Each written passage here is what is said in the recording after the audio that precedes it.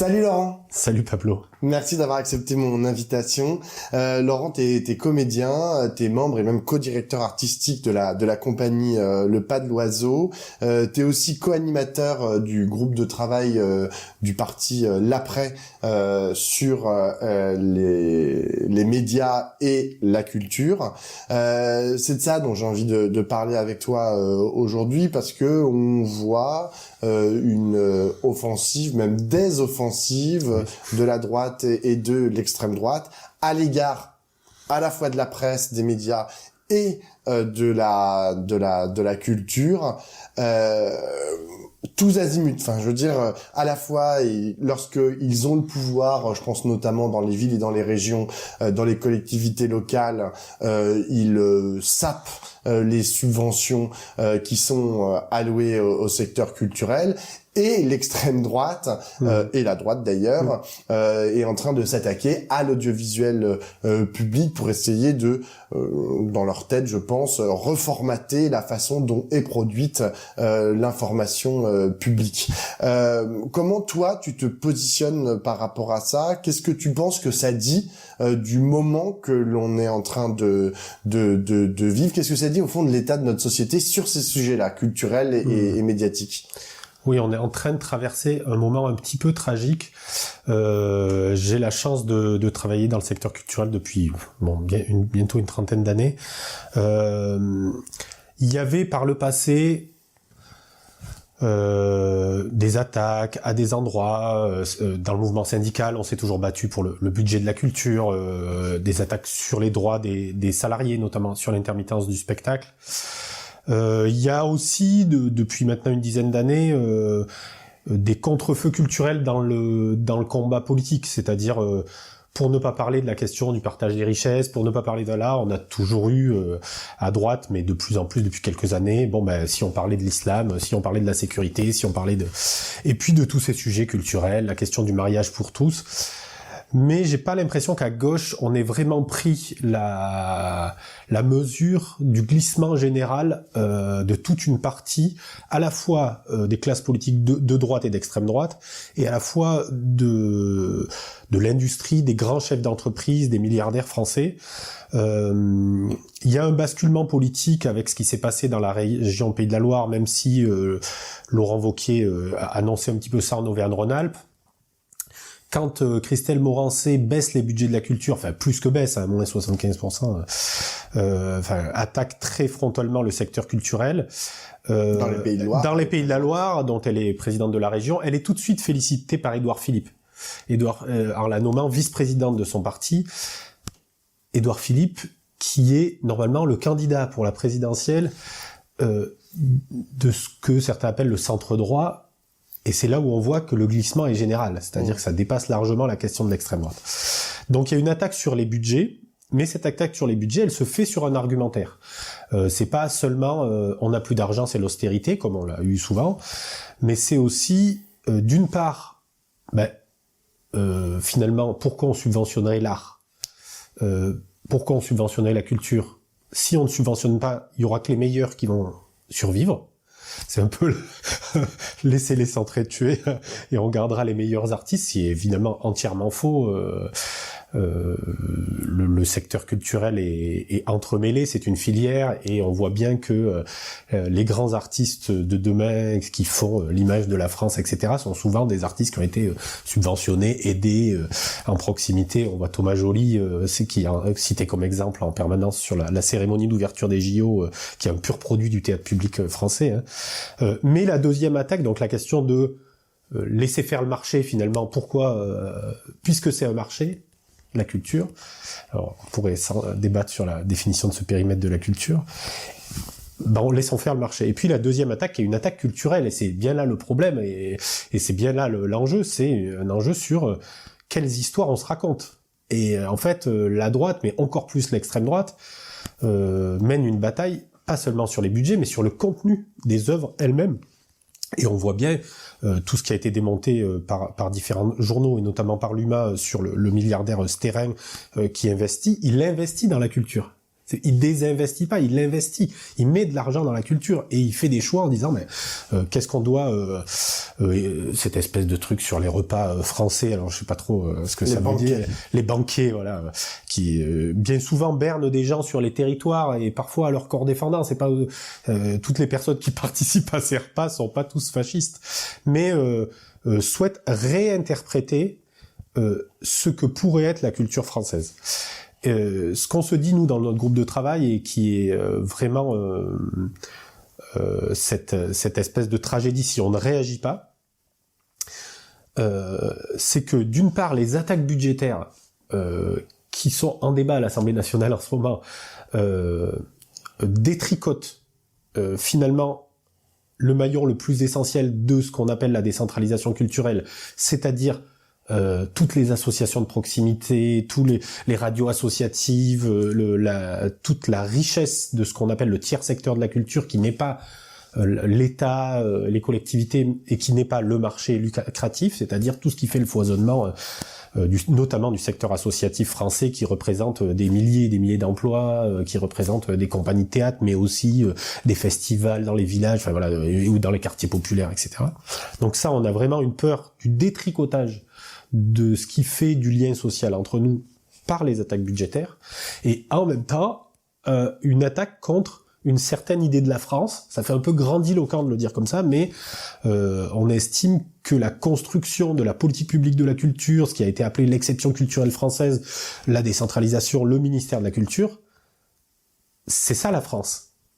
C'est-à-dire, c'est ce qui nous définit en tant que pays, en tant que peuple, ce qui nous différencie, y compris d'autres pays au niveau mondial, au niveau européen. Et l'extrême droite s'attaque à ce qu'est la France dans sa réalité. C'est-à-dire, ils sont en train d'essayer de construire un nouveau pays, un autre pays, qui n'est pas le nôtre d'ailleurs, sans mauvais jeu de mots, mais cet autre pays, c'est un pays fantasmé, un pays qui n'existe pas. C'est un pays culturel qui n'existe pas, un pays où les identités seraient closes, un pays où finalement cette espèce de rapport au territoire serait un rapport au territoire complètement fantasmé, quoi, une espèce une réécriture y compris de l'histoire de France. Enfin voilà, toute cette chose-là. Et qui va très bien, et c'est là où vraiment capitalisme et extrême droite sont en train de se rencontrer. Il faut qu'on ait une réaction politique la plus forte possible pour tenir tête à ce qui est en train de nous arriver, qui va très bien avec une marchandisation de la culture. C'est-à-dire qu'en fait, ces deux choses-là s'entendent très bien.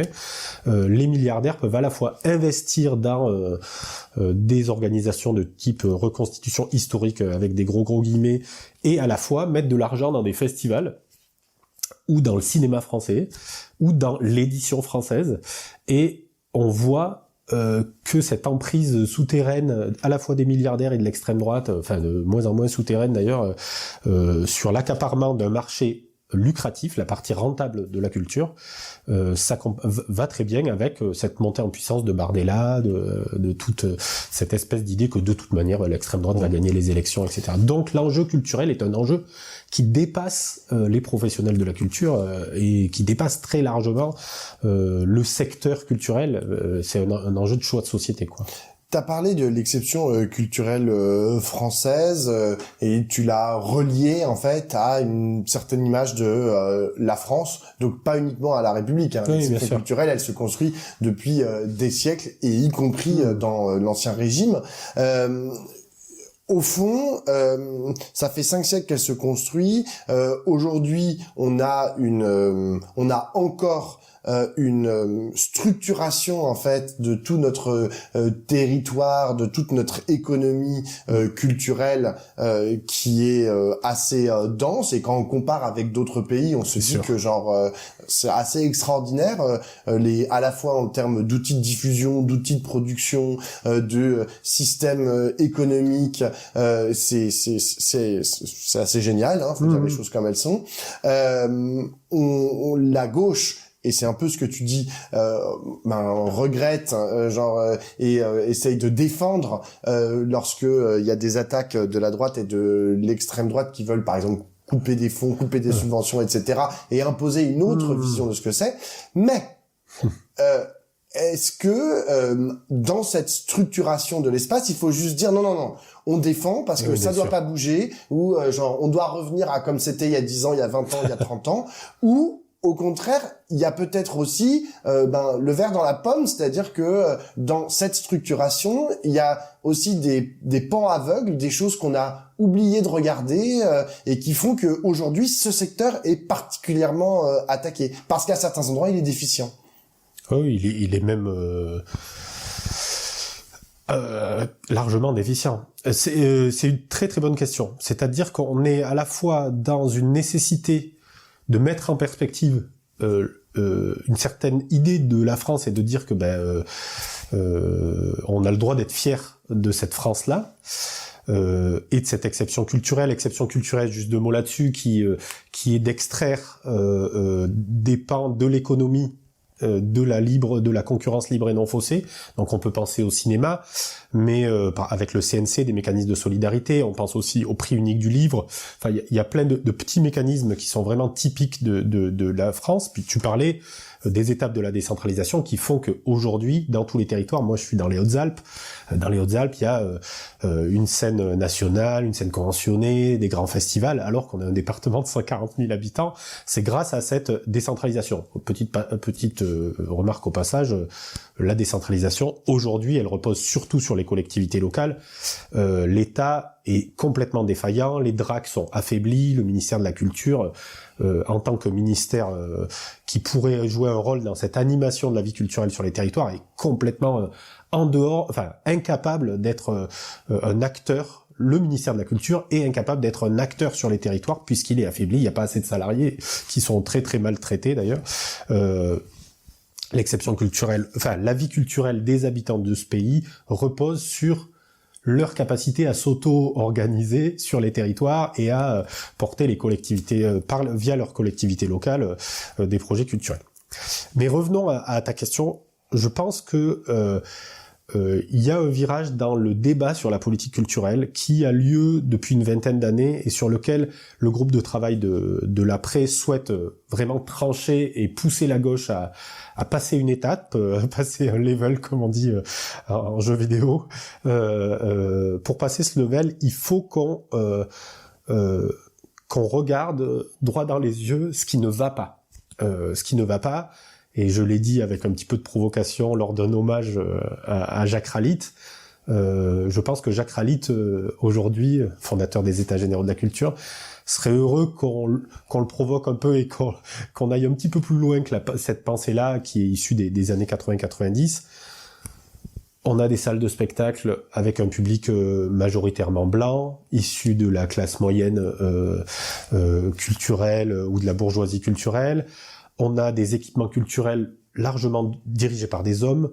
On a beaucoup d'hommes sur les plateaux. On a des parties entières de la société française qui ne se sentent pas concernées par les productions artistiques liées au secteur public de la culture. Oui, parce qu'ils continuent à écouter de la musique sur Spotify et à regarder Netflix. Ah non, et ils ont une culture, c'est-à-dire que aujourd'hui, par exemple, le rap français, la culture hip-hop, qui est la culture la plus écoutée en France de très très loin, sans commune mesure avec toutes les autres, est complètement livrée au marché financier, c'est-à-dire c'est là on est sur la concurrence libre et non faussée pour le coup, et le secteur culturel français c'est très peu investi sur ces sujets-là, d'une culture qui vient des classes populaires et qui une vraie production artistique. Enfin, je veux dire, aujourd'hui personne ne peut dire que l'écriture du travail dans le rap français, évidemment il y a des choses bien ou moins bien, mais bon, c'est pareil dans l'opéra, mais on voit bien que les attaques qui sont faites aujourd'hui, par exemple sur les baisses de budget, le secteur des musiques actuelles, public ou parapublic ou du tiers secteur, sont complètement dans un état de souffrance terrible, avec des baisses de budget, etc. Et donc finalement on dit c'est le marché, il gagne de l'argent dans le rap, donc on laisse cette chose-là.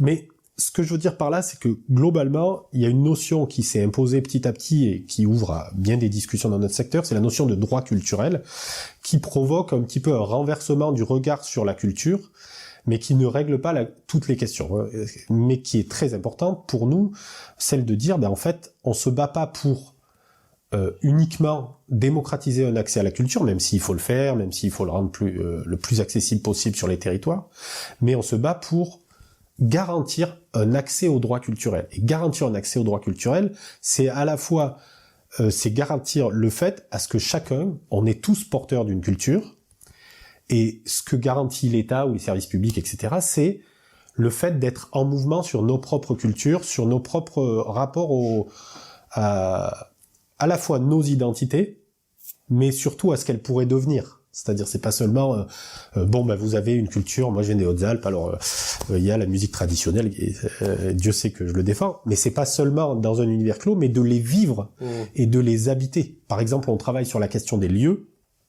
Aujourd'hui, une personne qui habite, que ce soit en milieu rural, dans les quartiers populaires, etc., avoir accès à des salles pour se réunir, ça peut paraître très basique, très terre à terre, pour dire comment on peut exprimer notre propre culture, c'est la croix et la bannière. C'est-à-dire qu'aujourd'hui, les droits culturels ne sont pas garantis pour les habitants de ce pays, mais les droits culturels, c'est à la fois dans le monde réel et dans la rencontre, mais aussi dans tout l'espace numérique, entièrement livré au marché, et pouvoir s'exprimer sur Internet, créer des podcasts, écrire des livres, et publier des vidéos, etc. C'est pas parce qu'on a un téléphone et un outil pour enregistrer un podcast que ça va faire de nous tous des créateurs. Et donc il faut que partout sur le territoire, dans l'éducation nationale, dans les associations, on ait les moyens à ce que la population puisse s'exprimer. Ça pourrait paraître une espèce de blabla. C'est un petit peu, si j'étais un peu provoquant contre moi-même, on pourrait dire c'est un petit peu un blabla social-démocrate. En quoi ça va nous résoudre les problèmes de la société aujourd'hui? Pour moi, c'est vraiment un enjeu de lutte des classes. Il y a un problème sur qui s'exprime, à qui on donne la parole, qui raconte les histoires, qui sont les personnes dans les écoles de cinéma français, qui sont les personnes dans les écoles de journalisme français, comment on fait pour que la parole des journalistes soit une parole aussi qui ressemble au pays. Enfin, quand on voit sur les plateaux télé que tu découvres de temps en temps, on voit bien que les médias ne ressemblent pas au pays. Donc il y a un enjeu sur l'accessibilité au fait qu'on puisse avoir une parole culturelle, quel que soit l'endroit d'où on vient. Moi qui viens d'un endroit où dans le sud, où souvent quand je regarde la télé, je vois bien que personne n'a mon accent à la télé et que l'endroit d'où je parle, cet endroit de la ruralité qui représente quand même un tiers de la population française, c'est-à-dire pas rien, une personne sur 3, cet endroit-là de la ruralité n'est pas représenté ni sur les scènes de théâtre, ni dans les médias français, ou très peu. Donc il y a cette espèce d'aller-retour entre pouvoir exprimer nos droits culturels et avoir accès à la liberté de création. Et pour moi, c'est un combat qui rejoint les combats, on va dire, intersectionnels, des droits des femmes, la question des minorités, des coloniales, etc. La question des droits culturels est un combat. Les droits culturels sont un combat, alors que souvent on a vu le ministère de la Culture comme quelque chose à défendre, comme une espèce de citadelle qu'il faudrait défendre la culture. On propose avec l'après de s'emparer de cette histoire longue du ministère de la Culture et des politiques publiques de la culture pour l'articuler à un combat politique, pour dire la liberté de création, la liberté d'expression, elle s'incarne aussi dans le fait que le peuple puisse être lui-même acteur de ses propres récits, quoi.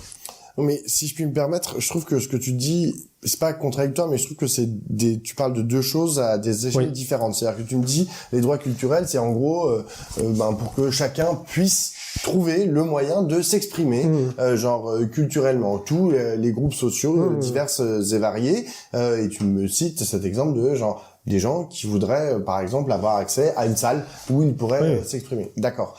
On n'est pas tout à fait sur la même chose que lorsqu'on parle, par exemple, de scène nationale. Non, bien sûr. Tout un maillage, en fait, de théâtre où le CNC, qui est très attaqué par l'extrême droite, le Centre national du cinéma, qui finance des films avec des réalisateurs qui sont, je dis à peu près tout le temps les mêmes. Il y a une concentration là, il y a c'est pas tout le temps les mêmes, parce qu'il y a des nouveaux entrants, puis il y a des primes qui sont données pour les premiers films, etc. Mais globalement, c'est vrai que genre on a l'impression que genre c'est à peu près toujours les mêmes réalisateurs qui font un film tous les 2 ans, 3 ans, 4 ans, et que ça fonctionne comme ça. Pareil pour les théâtres. Les théâtres, genre tu parlais. Ça bouge quand même. Alors. La question, la question est celle-là. C'est-à-dire que, est-ce que les droits culturels, c'est aussi de dire, à ceux qui squattent, depuis maintenant 30 ans, les scènes nationales, avec des spectacles, quand tu regardes les programmations, en fait, d'une année sur l'autre, il y a 80% ou 90%, c'est les mêmes personnes, en fait, qui recréent. Et d'ailleurs, c'est assez drôle quand tu ouvres les papiers de salle dans les salles de spectacle, on te dit voilà, machin Sylvain Creusevaux, il a déjà fait ça, puis il y a une liste de 10 spectacles qu'il a fait avant dans le même théâtre. Voilà comment ils sont présentés. Et est-ce que ça veut dire excusez-moi monsieur Creusevaux, excusez-moi monsieur je sais pas quoi, faut laisser la place en fait aux autres et la vitalité elle vient aussi du fait que ces gens-là laissent la place. Et je te dis ça, je cite particulièrement les théâtres parce que c'est assez intéressant, mais les théâtres publics ont un taux de remplissage exceptionnel. Incroyable. Exceptionnel. Bien sûr. C'est-à-dire que les théâtres salles sont pleines. Exactement. Les salles sont pleines, il y a énormément de spectacles. C'est-à-dire que ils remplissent, c'est absolument hallucinant la diffusion sur tout le territoire français. Hein. Bien sûr. On a à peu près, on a 200 salles, même plus de 200 salles, que ce soit des centres dramatiques nationaux, des centres chorégraphiques nationaux, des scènes nationales sur tout le territoire. Il y a des spectacles tous les 3 jours, des spectacles différents, tout est rempli. Bien sûr. Ça raconte quelque chose. Alors c'est merveilleux. Ça raconte quelque chose et en même temps, comme tu l'as dit, les gens sont toujours pas représentés. Exactement. Donc qu'est-ce qu'on fait? C'est un vrai sujet. Qu'est-ce qu'on fait? Déjà, la première chose, c'est que on voit bien qu'il y a un enjeu budgétaire. D'abord, il faut commencer par ça. C'est-à-dire qu'aujourd'hui, les théâtres sont attaqués, il y a des baisses du nombre de levées de rideaux, c'est-à-dire du nombre de représentations dans les théâtres qui est terrible. Juste pour donner quelques informations, quand on attaque le budget de la culture, c'est une chose, mais on attaque aussi en ce moment les collectivités territoriales. Et bien souvent, tu parles des scènes nationales, il y a aussi les scènes conventionnées et les scènes municipales, et on voit bien que dans les théâtres municipaux, il y a un budget qui est en train d'être contraint, à la fois pour des raisons, on en parlait, politiques, parfois des théâtres qui sont entièrement privatisés, mais ça c'est encore un autre sujet, et livrés au privé, mais des théâtres qui vont faire moins de spectacles. Alors là c'est vraiment le grand paradoxe, alors que on pourrait en faire le double, il y aurait le double de spectateurs. Donc, pour qu'il y ait plus d'artistes représentés, il faut qu'il y ait plus de représentation. Ça, c'est la première chose. Une des questions aussi qui nous sont posées, moi j'ai la chance de pouvoir programmer des artistes, je dois recevoir 15 ou 20 mails par jour de propositions de spectacles à découvrir, etc. Et quand on est programmateur, parfois on se dit, mais comment c'est possible qu'il y ait autant d'artistes dans ce pays? Et c'est une bonne nouvelle. C'est-à-dire que quand on est programmateur, on dit, pétard, il y a quand même beaucoup d'artistes, je vais jamais réussir à tous les voir. Et donc la question, c'est la question de la diffusion et de qui décide. Donc d'abord, augmenter le nombre de spectacles, se poser des questions sur où sont joués les spectacles, parce qu'évidemment, il y a les grandes scènes. Quand je parle des droits culturels, ça ne résout pas la question de l'art. C'est-à-dire que l'art professionnel, les droits culturels, ça dépasse largement les questions d'une politique publique liée à la création artistique. Le milieu de la création artistique a à se réformer, notamment, je pense, en veillant sur les nominations, mais c'est déjà le cas en grande partie sur le fait que la société soit représentée dans la direction des équipements, qu'il y ait une rotation aussi de certains responsables. Après, tu me feras pas dire qu'il faut mettre à la retraite certains artistes. Je pense que les artistes, on a la chance d'avoir des très grands metteurs en scène en France, mais on a aussi la chance, parallèlement, d'avoir de très grandes écoles de théâtre et partout sur le territoire qui chaque année font émerger de nouveaux metteurs en scène qui arrivent sur le territoire, de nouveaux auteurs, autrices, et ces autrices-là, il faut qu'ils trouvent leur place. Je pense qu'il y a aussi un enjeu pour moi, non seulement il n'y a pas trop d'artistes, mais le fait qu'il n'y a jamais eu autant d'artistes en France. Dans toute l'histoire de France, il n'y a jamais eu autant d'artistes. C'est une bonne nouvelle pour le pays. Par contre, il y a trop d'artistes précaires. Il y a trop d'artistes dans des situations, mais alors, terribles. Et je pense que l'État doit se poser la question dans sa globalité, à partir du ministère de la Culture, de comment l'art infuse dans la société. on voit très bien que il y a des écoles dans nos territoires, que ça soit dans les quartiers populaires ou en territoire rural, où les enfants ne voient pas un spectacle par an, n'ont pas accès au théâtre, ne rencontrent pas d'artistes. Donc il faut des artistes en lien avec le milieu scolaire, il faut des artistes dans l'entreprise, il faut que le ministère de la Culture travaille avec les comités d'entreprise pour refonder cette mission entre le monde du travail et les artistes. Il peut y avoir une réflexion féconde sur quels sont nos métiers, comment on travaille ensemble, qu'est-ce que ça veut dire s'impliquer, qu'est-ce que ça veut dire la souffrance au travail aujourd'hui. Je pense que les artistes ont à être présents dans le monde du travail. On pourra parler des prisons, on pourrait parler des enjeux liés à l'environnement, etc. Il pourrait y avoir une diffusion de l'art, moi je parle du spectacle vivant, mais on pourrait étendre ces sujets-là à la presse, au journalisme, mais aussi aux artistes plasticiens, aux romanciers, aux écrivains. Le fait que l'art se diffuse partout dans la société, ça n'a qu'un seul impact lumineux, c'est d'œuvrer aux émancipations humaines. Parce que le projet politique de la gauche, c'est pas... évidemment, il est d'abord, j'allais dire, antifasciste de manière fondamentale, de dire, non, nous, notre société ne peut pas être celle-là, donc on peut s'entendre sur...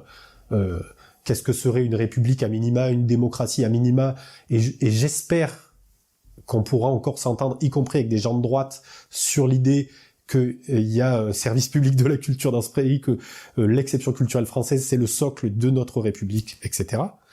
Mais quand on est de gauche, de manière, si je puis m'exprimer, pas à l'eau de rose, quoi, on doit avoir une vision pour le futur qui est une vision d'un pays émancipé.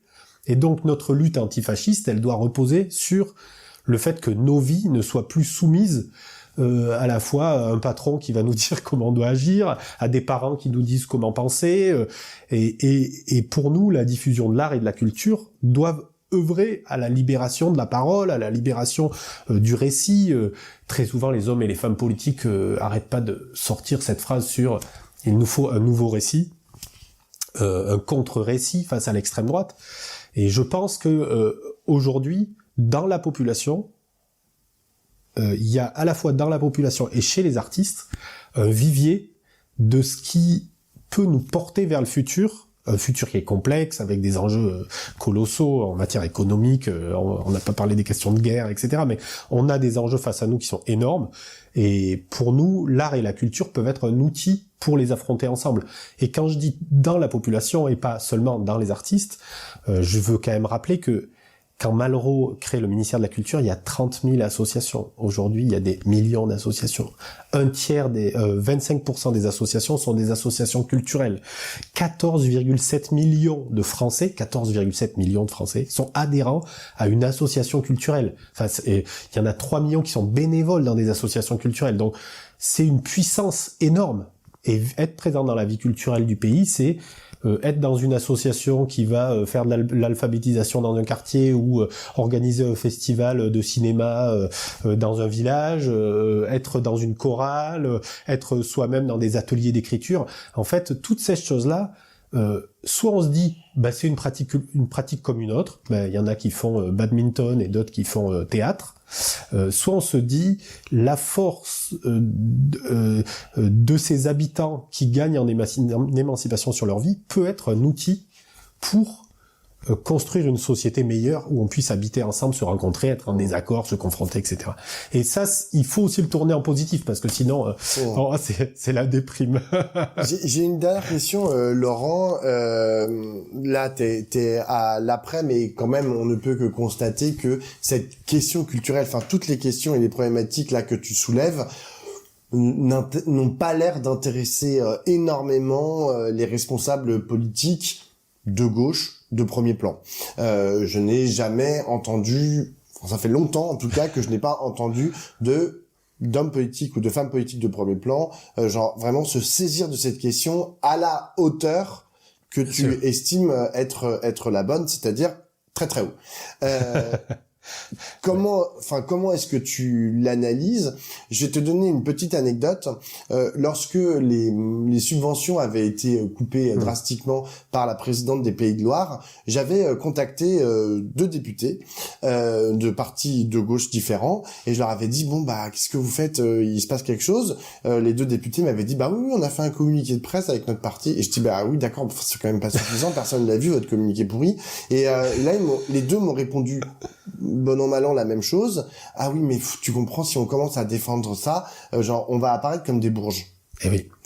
Et donc moi j'ai identifié ce positionnement de défense, par exemple du théâtre public, par exemple du CNC, par exemple de toutes ces structures comme étant ils ont peur en fait d'apparaître comme des bobos déconnectés dans la mesure où ils ont identifié que le besoin premier des gens c'était remplir leur frigidaire, pouvoir avoir un travail, la question de la guerre, et que c'est bien sympa d'aller au théâtre public, mais c'est pas le sujet, et si on les défend on va apparaître comme des bourgeois. Oui. C'est la question centrale. La question que tu poses, c'est la question de comment dans la société, et c'est là où quand on parle de bataille culturelle, il y a bien une bataille culturelle, puisqu'en fait il y a une espèce d'inversion complète du réel qui est construite par les médias d'extrême droite, mais pas seulement de la sphère Bolloré, il y a une espèce de quelque chose qui court dans la société. Le mot populisme est à manier avec délicatesse, mais je pense que le glissement général sur l'élite, les élites. Qu'est-ce que c'est les élites dans le monde de la culture? C'est metteurs en scène, c'est les journalistes, etc. Et du coup, si on défend les metteurs en scène, est-ce qu'on n'est pas en train de défendre une élite contre un peuple populaire, etc. Je pense que déjà la première chose, c'est que ça repose sur un fantasme, c'est-à-dire que dans la population, le rejet des artistes ou des journalistes n'est pas aussi fort que ce que certains interprètent, ou en tout cas, je sais pas quels sont leurs instituts de sondage, mais dans la réalité, c'est pas comme ça que ça se passe. Et surtout, la difficulté qu'on a, c'est à retrouver une cohérence dans le discours politique de la gauche, discours politique sur les questions de politique publique de la culture. On ne défend pas le CNC, ou on ne défend pas les directeurs de théâtre ou le budget de la culture. On défend l'accès à nos droits culturels, et on défend de la même manière qu'on défend la Sécu. Quand tu dis la question des besoins, moi je suis persuadé que tu vas rencontrer les habitants de ce pays et tu as le temps de les pas sur un sondage par téléphone. J'ai vu que tu avais fait une super midinale sur cette question-là des sondages, mais en prenant le temps de rencontrer les Français, si tu les interrogeais, il y a un besoin de convivialité, un besoin de rencontre, un besoin de s'informer de manière juste. Ils ont besoin d'avoir des garanties sur, quand ils écoutent quelque chose, est-ce que le journaliste qui parle est légitime pour donner des informations sur un sujet, etc. Je pense que quand on parle des besoins, évidemment, il y a le besoin du logement, il y a le besoin de santé, d'avoir un revenu digne, d'être respecté dans son travail, mais le besoin de faire respecter nos droits culturels, il est très fort dans plein d'endroits. Quand, par exemple, la vague MeToo est apparue, l'enjeu de MeToo est un enjeu culturel, éminemment culturel, et articulé avec des créations d'œuvres artistique. Quand on dit c'est une libération de la parole, d'abord c'est une libération de l'écoute, surtout, on s'est mis à écouter des paroles qui étaient données, mais surtout quand on défend les budgets de la culture, les metteurs en scène, etc., c'est permettre à ce que toutes ces paroles, parfois minorisées, parfois exclues, je parlais de la ruralité, on peut parler évidemment de toutes les minorités qui existent dans ce pays, le film, par exemple, sur le combat de AIDS, par exemple, sur la lutte sur le VIH, pour moi, 120 battements par minute. 120 battements, je cherchais le nom, 120 battements par minute, pour moi, habitant des Hautes-Alpes, né en 78, j'ai découvert un truc qui me fait habiter dans ce pays. Donc quand on défend le budget de la culture, on défend pas juste des professions, on défend une vision du monde. Et je pense que si on veut gagner les élections, ce qui est quand même l'objectif, c'est qu'il va falloir faire 51% au second tour. On n'aime pas la 5e République, mais de fait, il y a une élection présidentielle qui arrive. Il faudra que nos candidats et nos candidates soient porteurs de cette vision-là, d'une manière claire. D'abord, sur une certaine vision de la France, de la République, et ensuite dans une vision de ce qu'elle pourrait devenir dans le futur, d'une visée. Hier, j'ai pu participer à une rencontre avec Alexis Corbière sur l'histoire de la sécurité sociale.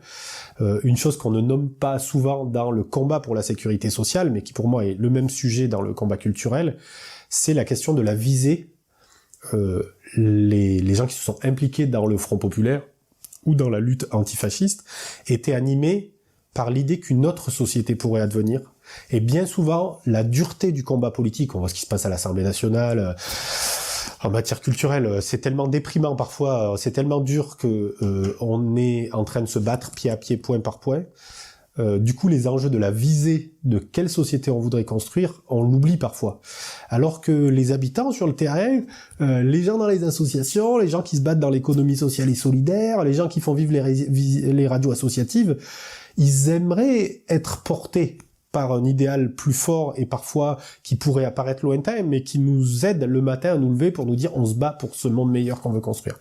Et donc c'est le combat que l'après mène à l'intérieur d'un combat pour l'unité. On voit bien qu'on est enfermé, juste 2 mots là-dessus, c'est important, mais enfermé dans cette espèce de tête-à-tête Mélenchon-Glucksmann.